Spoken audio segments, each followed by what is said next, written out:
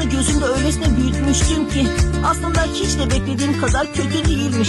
Yani en iyi değilim ama en kötü de değilim. Ve böyle iyiyim. Evet, sanırım gelecek sürprizlerle dolu değil mi Remi? Çok doğru söyledin. Evet, geleceği heyecanlı yapan da bu değil mi zaten çocuklar? Yani kim bilir bizi neler bekliyor. Evet, kim bilir. Bir rüya gördüm